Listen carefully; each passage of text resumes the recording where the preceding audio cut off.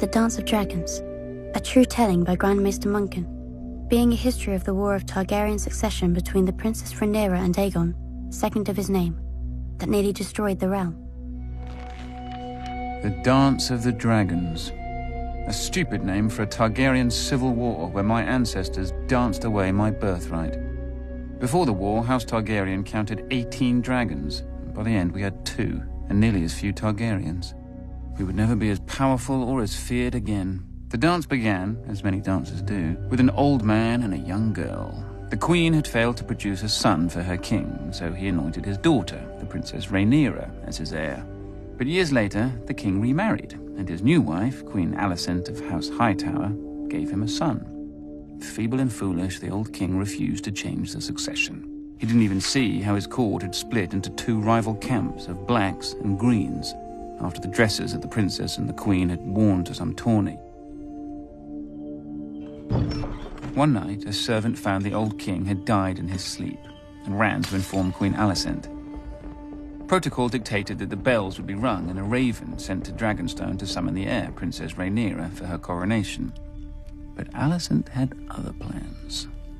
Once she saw her dead husband's body, she sealed the room and had the servant thrown into the black cells to ensure his silence. At the hour of the owl, the Lord Commander of the Kingsguard, Sir Criston Cole, summoned the small council to inform them of the king's death. Sir Otto Hightower, the Hand of the King and father to Queen Alicent, demanded that the succession be settled immediately. The decrepit old men of the small council were confused. The succession was settled in their minds. The old king had forced the lords of Westeros to swear fealty to Princess Rhaenyra as his heir. But Sir Criston Cole rightly pointed out that a son comes before a daughter. The council argued until dawn, when the Master of Coin finally stood up and declared he would have no part of treason. Sir Criston Cole, wisely, opened his throat with a dagger, ending the debate. None were more surprised to hear of Prince Aegon's succession than Prince Aegon himself. At first, the fool rejected the crown, but his mother pointed out that his sister Rhaenyra would return such loyalty by taking his head. As the old king's true-born son, he'd always be a threat. Aegon relented. He was crowned in the Dragon Pit, and his wife and sister Helaena became queen. His brother Aemond flew off to win over the few great lords whose support Aegon didn't already have. The banner of the Gold Dragon flew over King's Landing and the Red Keep as Aegon, second of his name, ascended the Iron Throne. He would not sit it long. When ravens carried the news of Aegon's coronation to Dragonstone, Princess Rhaenyra summoned her own Black Council. With her was her uncle and husband, Daemon Targaryen, considered by many to be the most dangerous man in Westeros. Few lords supported her, but the greatest of these was Corlys Velaryon, who controlled the largest fleet in the realm, and his Targaryen wife, Rhaenys, the old king's sister. Then there were her 5 sons, although none grown to manhood. A pitiful assembly, really. Combined, they couldn't match the power of House Hightower alone. But Rhaenyra had dragons. She, Daemon, and Rhaenys rode huge and formidable beasts, and 3 of her 5 sons were riders as well. Dragonstone also housed 6 more dragons without riders. Against this, King Aegon had only 4 dragons of his own. Dragons can burn a city, but only armies can take and hold it. If she was to prevail, Rhaenyra desperately needed the support of the few great houses not already sworn to Aegon.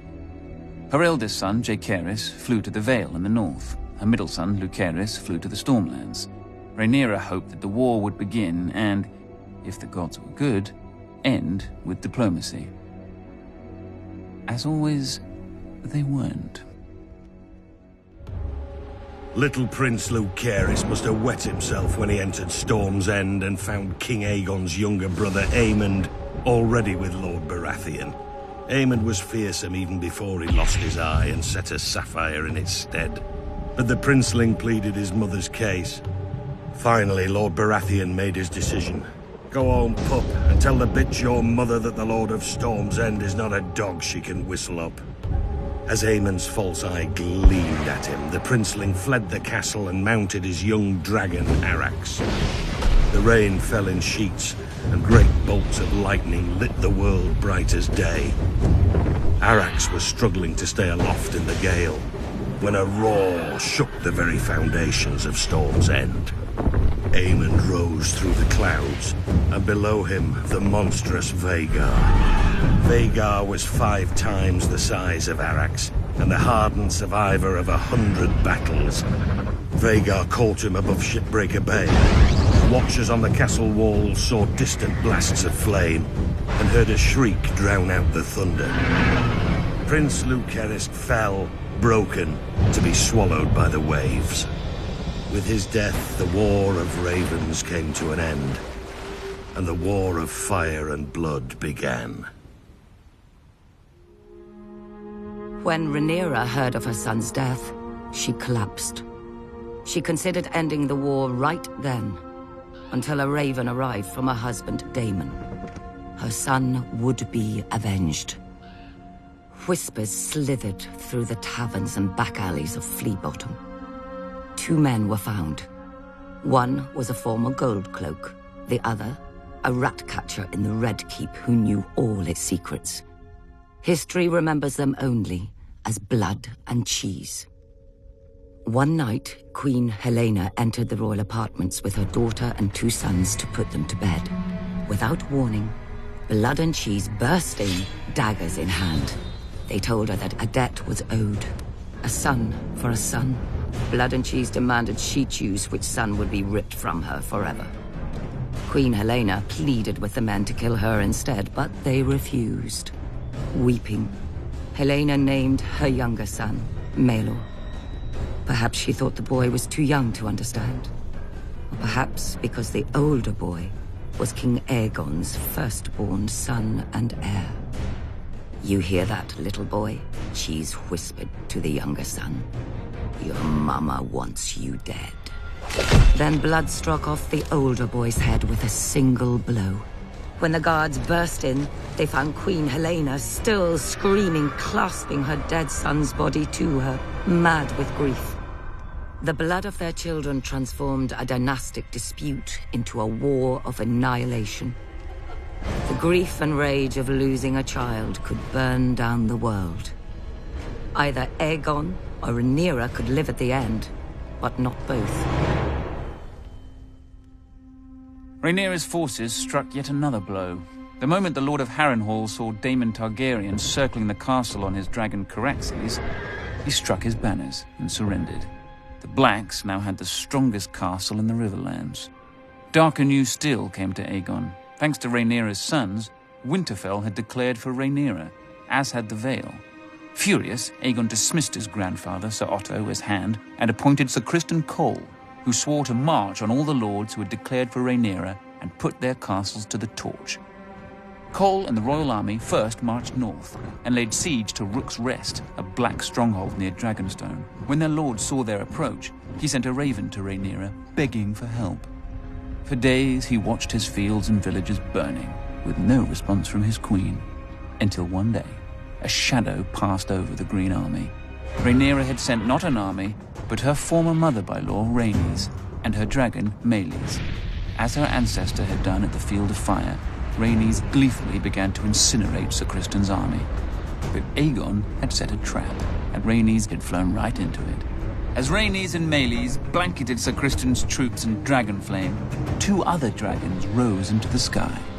Aemond on Vhagar, and King Aegon himself on the gleaming Sunfire. To her credit, Rhaenys didn't flee. Dragon fought dragons, and a second sun blossomed in the sky. When the smoke cleared, only Aemond and Vhagar stood uninjured. Sunfire, the most magnificent dragon in the world, had one of its wings almost completely torn from its body. Trapped beneath Sunfire was the king himself, broken and burned so badly in places that his armor had fused onto his flesh. His body survived, but his mind was given over to milk of the poppy. Meleys had been torn to shreds, and her rider, Rhaenys, was a pile of ash. Panicked by the defeat, Rhaenyra shipped her 2 youngest sons across the narrow sea for their protection, only for her youngest to return days later, clinging to the neck of his wounded and dying dragon. He and his brother had been set upon by an enemy fleet just off Dragonstone. Defying his mother's command, Rhaenyra's eldest son and heir, Jaehaerys, mounted his dragon Vermax and flew to rescue his other brother and punish the enemy fleet. But the foolish boy let Vermax be hooked like a trout and dragged into the sea, where he soaked up even more arrows than seawater. His brother disappeared over the horizon or beneath the waves. No one could say for sure. With the loss of 4 dragons, Rhaenyra's only advantage was fading. Luckily for her, over the centuries, House Targaryen had spilled more than blood on Dragonstone. She promised gold and title to any of the Targaryen bastards who could tame the 6 unclaimed dragons on the island. These bastards were called the Dragon Seeds, though most were called Supper. And perhaps the dragons were eventually sated, or bored, but 4 of them accepted riders and were enlisted in Rhaenyra's cause. After Rook's Rest, Aemond One-Eye took command of the Greens from his crippled and poppy-addled brother. Aemond was the blood of the dragon, and dragons don't cower behind city walls. He marched the king's army north to take back Harrenhal from Rhaenyra's husband, Daemon. But when he and Criston Cole reached the castle, they found the gates open, with Daemon and all his men gone. That night they feasted their victory. Daemon had fled rather than face their wrath.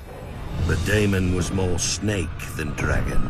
As Aemond marched north, he'd flown Caraxes south, slithering past the Green Army over the waters of the God's Eye. One day, King's Landing looked up and saw 2 dragons circling their foul city. Daemon and Rhaenyra had come for her throne, for the city was defenseless. Aemond had taken the king's army from the city, and worse, he'd taken his dragon, Vhagar. Seeing that resistance was hopeless, the small council surrendered the city, the Queen Mother Alicent, and the broken Queen Helena. But not King Aegon. Somehow, despite his wounds and delirium, he had vanished from the city. And so Queen Rhaenyra climbed the steps and seated herself on the Iron Throne. Legend has it that as she left the hall later, blood trickled down her legs and hands, proving the Iron Throne had spurned her. Nonsense. It's a chair made of steel blades. Rhaenyra had wanted it all her life and had sacrificed 2 sons for it. She likely gripped the damn thing too tight. When Aemond realized that his arrogance had cost him the capital, he mounted Vhagar in a black rage and rained fire onto every village and castle he suspected of disloyalty. Abandoned by Aemond, Sir Criston marched the royal army back to King's Landing, intent on recapturing the city himself. Instead, he was trapped and cut to pieces by the Riverlords, who had sworn to support Rhaenyra's claim. When a new army of Green Loyalists marched up from the Reach and laid siege to the city of Tumbleton, Rhaenyra sent 2 of her Dragon Seeds to lay waste to them. Instead, the Dragon Seeds proved their bastard nature and betrayed her. They burned the city, and all the Black forces garrisoned within. Lucky for her, they didn't turn towards King's Landing, but whored and drank in the ruins with the Greens, who were victorious and somewhat confused. Rhaenyra now mistrusted all the Dragon Seeds, including the girl who rode with her husband Daemon, hunting Aemond in the Riverlands. She ordered the girl's head be sent to her, but there was a complication. As well as her dragon, the girl had taken to riding Daemon. When Daemon received the queen's order, he proclaimed it a queen's words and a whore's work. He sent the girl away at dawn, watching her and her dragon vanish into the morning mists. Then Daemon sent a challenge to his nephew Aemond and flew to Harrenhal, alone, to wait. 14 days later, a shadow blacker than any passing cloud swept over Harrenhal. Vhagar had come at last, and on her back rode one-eyed Prince Aemond. He mocked Daemon for facing him alone. "You have lived too long, uncle."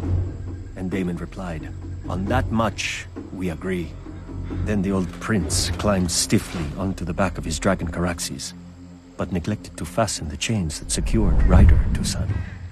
The sun was close to setting when, as one, the 2 dragons leapt into the sky. Daemon took Caraxes up swiftly until they disappeared into a bank of clouds. Vhagar older and slower, ascended more gradually. Up and up Vhagar's sword, searching for Caraxes.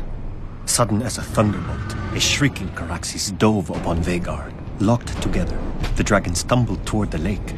Caraxes' jaws closed about Vhagar's neck, but Vhagar raked open Caraxes' belly, and her teeth ripped off a wing. The lake rushed up with terrible speed. Then Daemon Targaryen, who had never fastened his riding chains, stood in his saddle. He leapt from his dragon to Aemon's, and in his hand was Dark Sister, the Valyrian sword of Aegon's sister queen Visenya. As Aemon One Eye looked up in terror, Daemon ripped off his nephew's helm and drove the sword down into his one remaining eye so hard the point came out the back of the young prince's throat. Half a heartbeat later, the dragons struck the lake, sending up a gout of water so high that it was said to have been as tall as Harrenhal's great tower. The lake boiled with dragon blood, and then was still. Daemon Targaryen was 49 at his death. Prince Aemond had only turned 20. Vhagar, the greatest of the Targaryen dragons, had counted 181 years. Thus passed the last living creature from the days of Aegon's conquest. Back in King's Landing, Queen Rhaenyra didn't have much time to grieve for her stupid husband. The mad former queen Helaena flung herself from a balcony to be impaled upon the iron spikes lining the moat of Maegor's holdfast. That night, the city rose in riot against Rhaenyra, demanding justice for Queen Helaena and her murdered son, among other foolish peasant fantasies. In the midst of this chaos, a one-handed fool called the Shepherd began to rant against dragons. Not just the ones of the enemy, but all dragons everywhere. As he pointed to the dragon pit above on the hill, he shouted, "There the demons dwell, this is their city. If you would make it yours, first you must destroy them." A cry went up from 10,000 throats. "Kill them!" There were 4 dragons housed within the dragon pit that night. By the time the first of the attackers came pouring in, all 4 were roused, awake, and angry. Nobody knows how many men and women died that night. Who cares? They all should have. Trapped within the pit, the dragons could not fly. Instead, they fought with horns, claws, teeth, and fire. For every man who died, 10 more appeared, shouting that the dragons must die. One by one, they did. Finally, the last remaining dragon broke her chains, spread her wings, and flew straight up at the Great Dome, trying to flee. Already weakened by dragon flame, the dome cracked under the force of impact, and then tumbled down, crushing dragon slayers and herself. High atop the Red Keep, Queen Rhaenyra clutched her 2 remaining sons to her as she watched the end of her family's might. Too afraid of the peasants to defend her dragons. At least her older son, Joffrey, had a man's spine. He stole his mother's dragon, Syrax, and tried to fly it to the dragon pit to save his birthright. But the stupid beast didn't understand, and twisted beneath him, fighting to be free of the little boy. Until it was. A queen is still a woman, with all the weakness of that sex. Weeping for her lost son more than her dragons, Rhaenyra abandoned the Iron Throne and sold her crown to buy passage for her and her last son back to Dragonstone. Rhaenyra hoped to hatch more dragons from the eggs in the castle. But when she landed, the welcoming party slew her guards and marched her and her son at spear point to the castle to face a dead man and a dying dragon. "Sister!" King Aegon, second of his name, called out to Rhaenyra. Rook's Rest had left Aegon bent and twisted, his once handsome face puffy from milk of the poppy, with burn scars covering half his body. Rhaenyra, ever defiant, told her dear brother that she'd hoped he was dead. "After you," Aegon answered. Then Sunfire bathed her in a blast of flame and devoured her in 6 bites while her son watched, leaving the 7th and final bite her lower leg for the stranger. Rhaenyra was dead, and King Aegon sat the Iron Throne again. But only for half a year. He was poisoned by his own men and replaced with the very boy who had watched his mother devoured. When Rhaenyra's last son wed Aegon's only daughter, the Dance of Dragons officially ended. Ash and burned men, all that was left of the Riverlands. 2 scared children spouting oaths they didn't understand, all that was left of the mighty House Targaryen. Ancient skulls and hatchlings that grew no bigger than cats, all that was left of the dragons.